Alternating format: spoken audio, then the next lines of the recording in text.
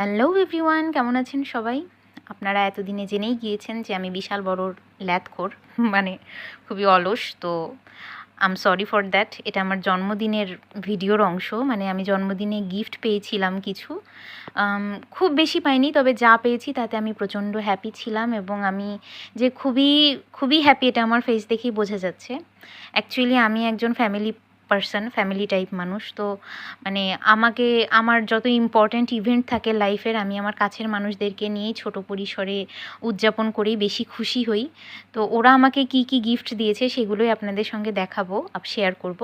প্রথমেই বেরিয়ে এলো অমিতের দেয়া এই গিফট সেটটা। এটা হচ্ছে গিয়ে একটা পার্লের নেকলেস। এটা খুবই সিম্পল বাট ভেরি এলিগেন্ট। এখানে দেখানো যাচ্ছে না, বাট সামনের ভিডিওতে আপনারা অপেক্ষা করুন, দেখতে পাবেন, আমি ডিটেলসে দেখাবো। তো যাই হোক, তারপরে বেরিয়ে এলো আমার ননদিনীর দেয়া গিফট। আমার ননদিনী খুবই মিষ্টি একজন মানুষ, নট অনলি সুইট, আসলে সে ইন্ডিপেন্ডেন্ট উইমেন বলা যায়। মানে সে নিজের খরচ নিজে চালায় এবং তার ওই খরচের ছোট্ট অংশ থেকে আমাকে যে ইম্পর্ট্যান্ট মনে করে আমাকে একটা গিফট দিয়েছে, এই জন্য আমি প্রচণ্ড খুশি।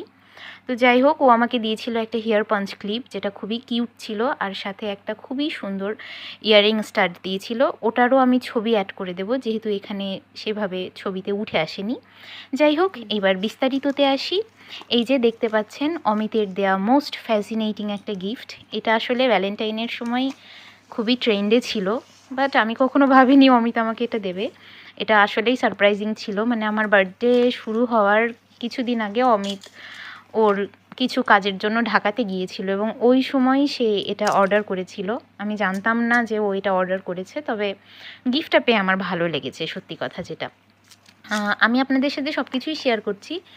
এই পার্ল সেটটা বেসিক্যালি হচ্ছে গিয়ে একটা শামুকের মধ্যে থাকে, শামুক বলে না ঝিনুক বলে, যাই হোক, ওটার মধ্যে পার্লটা থাকে। ওটা খুলে একদম সেট করে নিতে হয়। সাথে এই যে এই কার্ডটা দেওয়া আছে, যেখানে পার্লের বিভিন্ন রং অনুযায়ী সেই রংটা কী সিগনিফাই করে সেই জিনিসটাকে